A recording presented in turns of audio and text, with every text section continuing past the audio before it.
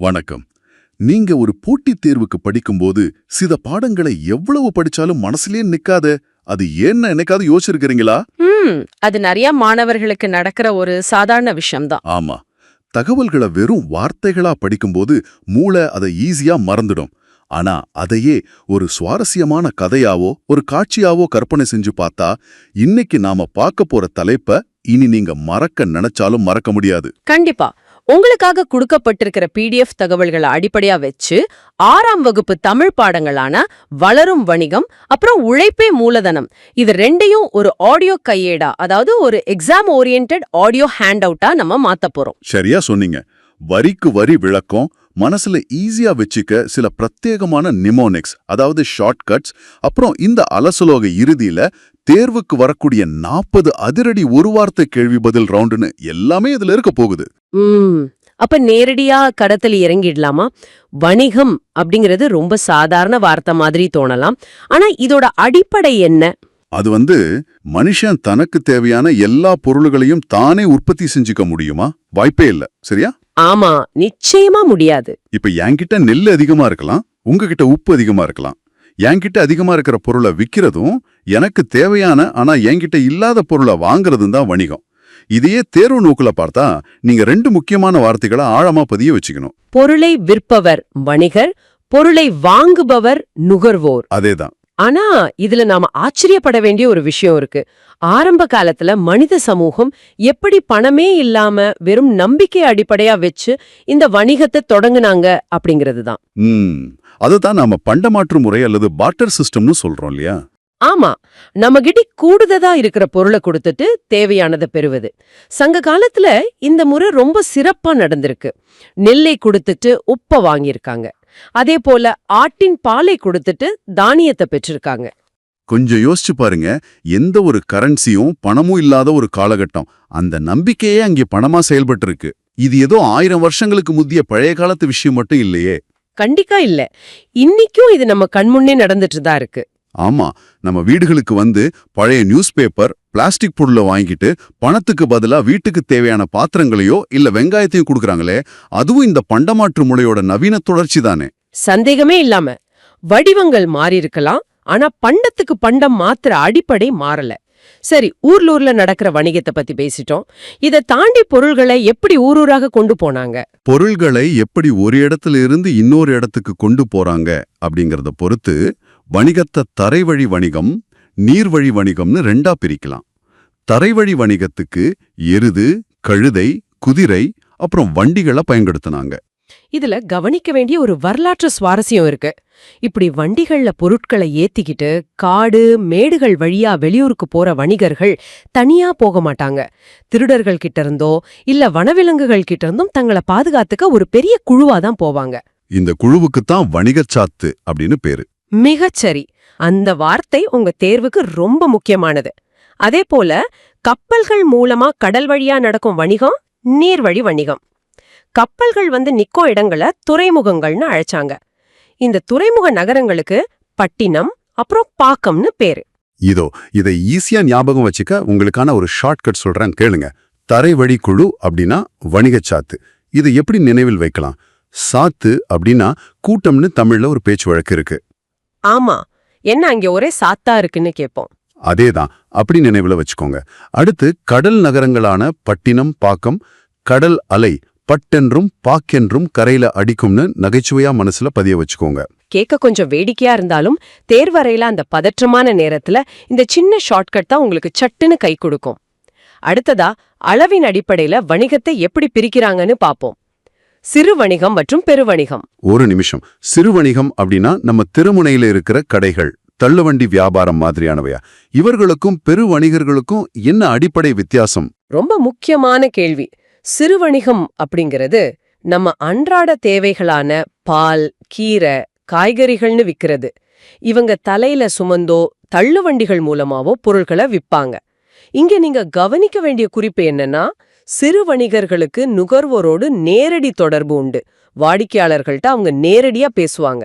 ஆனா பெருவணிகம் அப்படியல்ல. இவங்க பொருள்களை உற்பத்தி செய்யற இடத்துல இருந்து மொத்தமா கொள்முதல் செய்வாங்க. இவங்க நேரடியாக மக்கள் கிட்ட பொருள்களை விற்கிறது ரொம்ப அரிது. சரியா சொன்னீங்க. சிறு வணிகர்களுக்கும் பெருவணிகர்களுக்கும் இடையே உள்ள இந்த பொருளாதார சங்கிலி தான் ஒட்டுமொத்த சந்தையையும் இயக்குது. ஆனா பழந்தமிழர்களோட வணிகம் உள்ளூரோட மட்டும் முடிஞ்சிடலையே. ஆமா, கடல் தாண்டி ஏற்றுமதி இறக்குமதியில அவங்க கொடிகட்டி பறந்திருக்காங்க. தமிழ்நாட்டோட தலைசிறந்த துறைமுகமா விளங்கியது பூம்புகார். அந்த துறைமுகத்தை நீங்க கொஞ்சம் கற்பனை செஞ்சு பார்க்கணும். பல தேசங்களைச் சேர்ந்த வெளிநாட்டு கப்பல்கள் அவங்க நாட்டு கொடிகளோட அங்கே கம்பீரமா வந்து நின்னுருக்கு. பல்வேறு மொழிகள் பேசுற மக்கள் அங்கே வணிகத்துக்காக குழுமி இருந்தாங்க. தமிழ்நாட்டில இருந்து என்னென்ன பொருட்கள் ஏற்றுமதியாச்சு, எவையெல்லாம் இறக்குமதியாச்சு அப்படிங்கறத பட்டியலிட்டு படிக்கிறது தேர்வுக்கு ரொம்ப அவசியம். அந்த பட்டியலை சொல்லுங்க, அதை ஞாபகம் வச்சுக்க நான் ஒரு வழியை சொல்றேன். தமிழ்நாட்டில இருந்து தேக்கு, மயில் தோகை, அரிசி, சந்தனம், இஞ்சி, மிளகு இதெல்லாம் மத்த நாடுகளுக்கு போச்சு. சீனாவிலிருந்து கண்ணாடி, கற்பூரம், பட்டு ஆகியவை இறக்குமதி செய்யப்பட்டுச்சு. அரேபியாவிலிருந்து குதிரைகள் வாங்கினாங்க. ஓகே, இத அப்படியே மனப்பாடம் செஞ்சா கண்டிப்பா குழப்பம் வரும். இதையும் நினைவில் வைக்க ஒரு கற்பனை காட்சியை உருவாக்குவோம். தமிழ்நாட்டின் ஏற்றுமதி பொருள்களை ஞாபகம் வைக்க தேகத்தில் மயில் தோகை பட்டு, அரிசியும் சந்தனமும் அரைத்து, இஞ்சியும் மிளகும் சேர்த்த தக்காளி சாதம் அப்படின்னு ஒரு வேடிக்கையான காட்சியை நினைச்சு பாருங்க. ரொம்ப நல்லா இருக்கே. தேக்கு, மயில் தோகை, அரிசி, சந்தனம், இஞ்சி, மிளகு என எல்லாமே இதுல வந்துடுச்சு. அதே போல சீன இறக்குமதியை எப்படி ஞாபகம் வைக்கலாம்? சீன பட்டில் கண்ணாடியும் கற்பூரமும் வைத்து வந்தார்கள் அப்படின்னு ஞாபகம் வைங்க. பட்டு, கண்ணாடி, கற்பூரம் மூன்றும் மிக ஈஸியா நினைவில் தங்கிடும். அருமை. இந்த நினைவாற்றல் யுக்திகள் உங்களுக்கு பெரிய அளவுல கை கொடுக்கும். இப்போ ஒரு முக்கியமான விஷயத்துக்கு வருவோம். வணிகம் அப்படின்னாலே லாபம் சம்பாதிக்கிறது மட்டும்தானா? லாபத்துக்காக எந்த எல்லைக்கும் போகலாமா? இது எனக்கும் தோன்ற ஒரு கேள்விதான். இலக்கியங்கள் பழந்தமிழர்களோட வணிகச் சிறப்ப பேசுது, கேட்க நல்லா இருக்கு. ஆனா நிஜமாவே வணிகர்கள் அவ்வளவு நேர்மையா இருந்தாங்களா? அப்படி தோணலாம். ஆனா அது வெறும் இலக்கிய மிகைப்படுத்தல் கிடையாது. அது அவங்களோட தொழில் தர்மமாவே இருந்திருக்கு. அவங்க தொழில்ல ரொம்ப நேர்மையா இருந்தாங்க அப்படிங்கறதுக்கு பல சான்றுகள் இருக்கு. திருக்குறள் 120வது குறளை பாருங்க. வாணிகம் செய்வார்க்கு வாணிகம்னு தொடங்கும். அதாவது ஒரு சிறந்த வணிகன் என்பவன் பிறர் பொருளையும் தன் பொருள் போல கருதி வணிகம் செய்வான். அதேதான். வணிகர்கள் பொருளை வாங்கும்போது உரிய அளவை விட அதிகமா வாங்க மாட்டாங்க. அதே மாதிரி பிறர்க்கு கொடுக்கும்போது அளவு குறைச்சு கொடுக்க மாட்டாங்க. எடையீடு ஏமாற்ற மாட்டார்கள் அப்படிங்கிறது ஒரு மிகப்பெரிய நற்சான்றிதழ் இல்லையா? நிச்சயமா. பட்டினப்பாலை அப்படிங்கிற நூல் அந்த காலத்து வணிகர்களை நடு நின்ற நன்னெஞ்சினோர் அப்படின்னு மனதார பாராட்டுது. நடு நிலைமை தவறாத நல்ல மனம் படைத்தவர்கள் அப்படின்னு அர்த்தம். சூப்பர். சரி, பழங்காலத்துல இருந்து கொஞ்சம் நிகழ்காலத்துக்கு வருவோம். அன்றைக்கு மூட்டை முடிச்சுகளை தூக்கிக்கிட்டு மாட்டு வண்டியில போனாங்க. இன்றைக்கு நிலைமை என்ன? இன்றைக்கு நவீன இணையவழி வணிகம், அதாவது இ-காமர்ஸ் உலகத்தையே ஆளுது. கடைகளுக்கு போய் பொருள்கள் வாங்க நேரம் இல்லாதவங்களுக்கு இது ஒரு மிகப்பெரிய வரப்பிரசாதம். உண்மைதான். பொருள்களின் தரம், விலை, அதோட சிறப்பு என அனைத்தையும் உங்க மொபைல்லயே பல கடைகளை ஒப்பிட்டு பார்த்துக்க முடியுது. நேரமும் அலைச்சலும் மிச்சம். இத ஒரு பெரிய வரலாற்று பின்னணியில பார்த்தா மனித வளர்ச்சியோட பரிணாமமே இதுல முழுமையா அடங்கியிருக்கு. பணமே இல்லாம பொருளுக்கு பொருள் மாத்தின பண்டமாற்று முறை, அதுக்கப்புறம் உலோக நாணயங்கள் மற்றும் காகித பணத்தோட பயன்பாடு, இன்னைக்கு அதை தாண்டி கண்ணுக்கே தெரியாத டிஜிட்டல் முறை, அதாவது மின்னணு பரிமாற்றம். தொழில்நுட்பம் எப்படி உலக ஒரு சின்ன கிராமமா மாத்திருக்கு அப்படிங்கிறதுக்கு இந்த வணிக பரிணாமமே சிறந்த சான்று. சரி, இதுவரை வணிகத்தோட வரலாற்றையும் பரிணாமத்தையும் அலசிட்டோம். அடுத்து உழைப்பே மூலதனம் அப்படிங்கிற கதை பகுதிக்குள்ள போவோம். இது ஒரு அழகான கதை மூலமா மிகச்சிறந்த பொருளாதார பாடத்தை சொல்லுது. ஆமா, இந்த கதையோட மைய கருத்து ஔவையாரோட ஒரு புகழ்பெற்ற அறிவுரைதான். பாடுபட்டு தேடிய பழத்தை புதைத்து வைக்காதீர். பூங்கோளம் அப்படிங்கிற ஊர்ல அருளப்பர்னு ஒரு பெரிய வணிகர் இருக்காரு. அவர் வெளிநாடு போறதுக்கு முன்னாடி தம் 3 பிள்ளைகளான வளவன், அமுதா, அப்புறம் எழிலன் ஆகியோரை அழைக்கிறாரு. ஒவ்வொருத்தருக்கும் தலா 50,000 ரூபாய் கொடுத்து இத பத்திரமா பாதுகாத்து நான் வரும்போது திருப்பி தரணும்னு சொல்லிட்டு போறாரு. இது ஒரு வகையான இன்வெஸ்ட்மெண்ட் எக்ஸ்பெரிமெண்ட்னு சொல்லலாம். அந்த 3 பிள்ளைங்களும் தங்களுக்கு கிடைச்ச பணத்தை என்ன பண்ணாங்க அப்படிங்கிறது தான் சுவாரஸ்யமான பகுதி. மூத்தவன் வளவன் விவசாயத்துல ஆர்வம் உள்ளவன். அவன் அந்த பணத்தை கொண்டு ஒரு நிலத்தை குத்தகைக்கு எடுத்து காய்கறி தோட்டம் அமைச்சு கடுமையா உழைச்சு பெரிய லாபம் ஈட்டுறான். அடுத்ததா மகள் அமுதா. அவ நாட்டு மாடுகளை வாங்கி பால் தயிர் நெய்னு உற்பத்தி செஞ்சு அத மகளிர் சுய உதவி குழுக்கள் மூலமா வித்து தன் லாபத்தை பெருக்கிறான். இவங்க 2 பேரும் பணத்தை உழைப்பாவும் முதலீடாவும் மாத்துனாங்க. ஆனா 3வது மகன் எழிலன் என்ன செஞ்சான் தெரியுமா? பலரும் நிஜ வாழ்க்கையில செய்யறதத்தான் அவனும் செஞ்சான். பயந்து போய் பணத்தை பாதுகாப்பா வச்சிருக்க பாக்குறான். பணத்தை வீட்ல வச்சா திருடு போயிடும், வட்டிக்கு விட்டு அப்பா தப்பா நினைப்பாருன்னு நினைச்சு அந்த பணத்தை அப்படியே கொண்டு போய் வங்கி பாதுகாப்பு பெட்டகத்துல, அதாவது லாக்கர்ல வச்சு பூட்டிடுறோம். அப்பா திரும்ப வந்ததும் என்ன நடக்குது? வளவனும் அமுதாவும் தாங்கள் ஈட்டிய லாபத்தின் மூலமா அப்பா கொடுத்த பணத்தை 2 மடங்கா திருப்பி கொடுக்கறாங்க.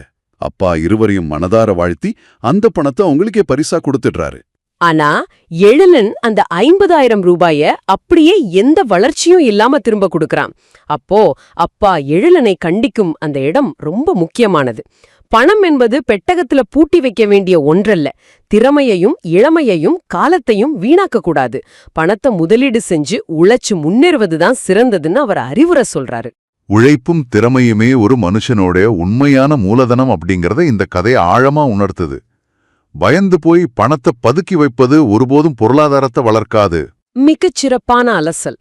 பாடங்களின் அடிப்படை கருத்துகளையும் அதன் பின் உள்ள உண்மைகளையும் ரொம்ப தெளிவா பார்த்துட்டோம். சரி, இப்ப இந்த ஆழமான அலசலோட மிக முக்கியமான அதிரடியான கட்டத்துக்கு வந்துட்டோம். தேர்வுக்கு தயாராகும் உங்களுக்கான பிரத்யேகமான 40 அதிரடி ஒரு வார்த்தை கேள்வி பதில் ரவுண்ட். இத நாங்க 2 பேரும் மாறி மாறி ஒரு கேம் ஷோ மாதிரி கொண்டு போக போறோம். இத கேட்கும்போது நீங்களும் மனசுக்குள்ள பதில சொல்லி பாருங்க. அத்தனை தகவல்களும் உங்க மூளையில ஆழமா பதிஞ்சிடும். ஆரம்பிக்கலாமா? கண்டிப்பா. நான் கேள்வியை கேட்கிறேன், நீங்க பதில சொல்லுங்க. Ready, start. கேள்வி 1, பொருளை வாங்குபவர். நுகர்வோர். கேள்வி 2, பொருளை விற்பவர். வணிகர். கேள்வி 3, பண்டமாற்று முறைக்கு ஒரு சிறந்த உதாரணம். நெல்லுக்கு உப்பு. கேள்வி 4, தரைவழி போக்குவரத்துக்கு உதவிய விலங்குகள் எவை? எருது, கழுதை, குதிரை. கேள்வி 5, தரைவழி வணிகர் குழுவின் பெயர் என்ன? வணிகச் சாத்து. கேள்வி 6, நீர்வழி போக்குவரத்து வாகனம் எது? கப்பல். கேள்வி 8, கப்பல்கள் வந்து நிற்கும் இடம்? துறைமுகம். கேள்வி 8, துறைமுக நகரங்களின் வேறு பெயர்கள் என்ன? பட்டினம், பாக்கம். அருமை, வேகத்தை கூட்டலாம். கேள்வி 9, தமிழ்நாட்டின் சிறந்த பழங்கால துறைமுகம் எது? பூம்புகார். கேள்வி 10, தனியாக செய்யும் வணிகம்? தனிநபர் வணிகம். கேள்வி 11, பலரோடு சேர்ந்து முதலீடு செய்து நடத்தும் வணிகம்? நிறுவன வணிகம். கேள்வி 12, நுகர்வோருடன் நேரடி தொடர்பு கொண்டவர் யார்? சிறு வணிகர். கேள்வி 13, நுகர்வோருடன் நேரடி தொடர்பு இல்லாதவர் யார்? பெரு வணிகர். கேள்வி 14, தமிழ்நாட்டிலிருந்து ஏற்றுமதியான முக்கிய பொருள்கள் எவை? தேக்கு, மயில் தோகை, அரிசி, சந்தனம், மிளகு, இஞ்சி. கேள்வி 15, சீனாவிலிருந்து இறக்குமதியானவை எவை? கண்ணாடி, கற்பூரம், பட்டு. கேள்வி 16, அரேபியாவிலிருந்து இறக்குமதியானது எது? குதிரை. கேள்வி 17, வணிகரின் நேர்மையை கூறும் நூல் எது? திருக்குறள். வாணிகம் செய்வார்க்கு குறள். கேள்வி 18, நடுவு நின்ற நன்னெஞ்சினோர் என கூறும் நூல் எது? பட்டினப்பாலை. கேள்வி 19, இணையதள வணிகத்தின் முக்கிய பயன் என்ன? நேரம் மிச்சம், விலையொப்பீடு. கேள்வி 20, நாணயத்திற்கு இணையான தற்போதைய வளர்ச்சி என்ன? மின்னணு பரிமாற்றம். பிரமாதம். முதல் 20 கேள்விகளை அசத்தலாம் முடிச்சிட்டோம். சற்று மூச்சு விட்டுக்கிட்டு அடுத்த 20 கேள்விகளுக்கு போவோமா? நான் தயார். தொடரலாம். கேள்வி 21, வீட்டு பயன்பாட்டிற்காக பொருள் வாங்குபவர் யார்? நுகர்வோர். கேள்வி 22, வணிகம் பூட்டல் சாத்து என்பதை சேர்த்து எழுதினால்? வணிகச் சத்து. கேள்வி 23, பண்டம் கூட்டல் மாற்று என்பதை சேர்த்து எழுதினால்? பணமாற்று. கேள்வி 24, மின்னணு என்பதை பிரித்தெழுதுக. மின் கூட்டல் அணு. கேள்வி 25, விரிவடைந்த என்பதை பிரித்தெழுதுக. விரிவு கூட்டல் அடைந்த. ஓகே, இப்போ மொழிபெயர்ப்பு ரவுண்டு. நான் ஆங்கிலத்துல சொல்வேன், நீங்க அதற்கான சரியான தமிழாக்கத்தை சொல்லணும். ரெடியா? கேள்வி 26, கரன்சி நோட். பணத்தால். கேள்வி 27, பேங்க். வங்கி. கேள்வி 28, செக். காசோலை. கேள்வி 29, டிமாண்ட் டிராஃப்ட். வரைவோலை. நெக்ஸ்ட் கேள்வி 30, டிஜிட்டல். மின்னணு மயம். கேள்வி 31, டெபிட் கார்டு. பற்று அட்டை. கேள்வி 32, கிரெடிட் கார்டு. கடன் அட்டை. கேள்வி 33, ஆன்லைன் ஷாப்பிங். இணையதள வணிகம். கேள்வி 34 இ-காமர்ஸ். மின்னணு வணிகம். பெர்ஃபெக்ட். இறுதியாக கதை பகுதியிலிருந்து சில கேள்விகள்.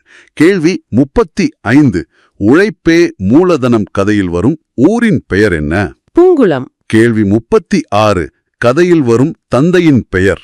அருளப்பர். கேள்வி 37 மூத்த மகன் வளவன் செய்த தொழில் என்ன?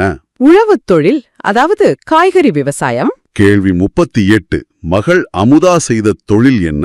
நாட்டு மாடுகள் வளர்ப்பு. கேள்வி 39 இளைய மகன் எழிலன் பணத்தை எங்கு வைத்தான்? வங்கி பாதுகாப்பு பெட்டகத்தில். இதோ கடைசி மற்றும் 40வது கேள்வி. பணத்தை புதைத்து வைக்காதீர் என கூறியவர் யார்? ஔவையார். அற்புதமா முடிச்சிட்டோம். இந்த 40 கேள்விகளும் உங்க தேர்வுக்கான ஒரு மிக சிறந்த ஆயுதமா இருக்கும்னு நாங்க உறுதியா நம்புறோம்.